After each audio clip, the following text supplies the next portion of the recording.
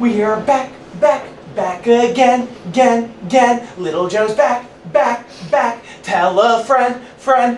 After a 2-week hiatus, Free Therapy is back for its 5th episode, live from Four Corner Studio, live in Sterling, Virginia. And if you don't already know, I don't know why you don't already know. I don't know why you haven't already booked. Book your podcast bookings here right now and be under the beautiful umbrella that is Four Corner Studios. Of course, we got Free Therapy. We got Bread and Butter, which is a beautiful podcast. Just listen to their 90 episode. It is a great throwback episode. Listen immediately. Come be under the umbrella. It's your loss if you don't. But let's get right to it today. I could not be more excited for my guest that I have with me and the show that we are going to bring to you. And my guest today is a longtime friend. The classically handsome, the irresistibly charming, can sell you literally a blown up pen to put in your new $1,000 shirt.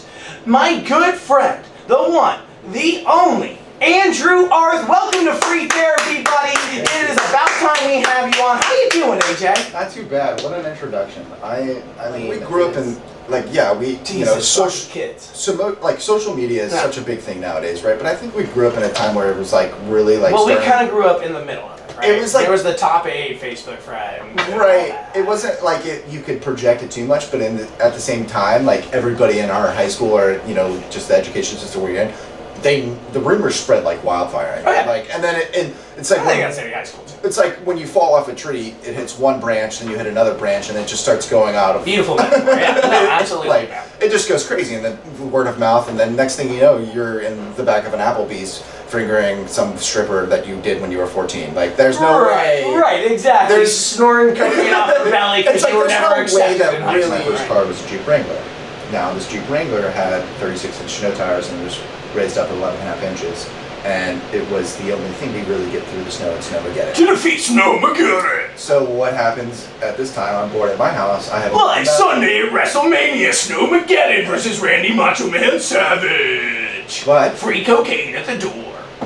Maybe not free, but anyway. So what? Randy Macho Man Savage has already paid for the cocaine. So I get a random text message saying, "Hey, I would like to purchase, 7 marijuanas." That's how the terminology, went. Or as your girl said earlier, 7 doses of marijuanas. God, thinking about it now, it's too perfect to even consider. Long story short, yeah. I had gone over there in my Jeep Wrangler, and a disposition for that lifestyle. So, adding weed into your daily, day-to-day life, of course you're going to be unproductive because that's who you were originally. For me, it was just the typical stereotypes. But I want to get off this for a second, AJ, if you don't mind, because I want to get to weed while we're here. And so let's put it like this. So you basically heard your rumors about me, this, that, and the third. You kind of took a preface on it and kind of said, well, I've heard this enough, fuck it.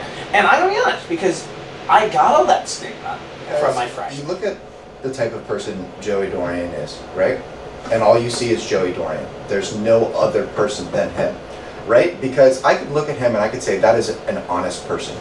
He fully accepts who he is, regardless of what anybody else says about them. And I was jealous because I was essentially living not a fake facade of who I wanted. Essentially, that's what it was. It's like somebody I wanted to be. I wanted to be comfortable with myself, right?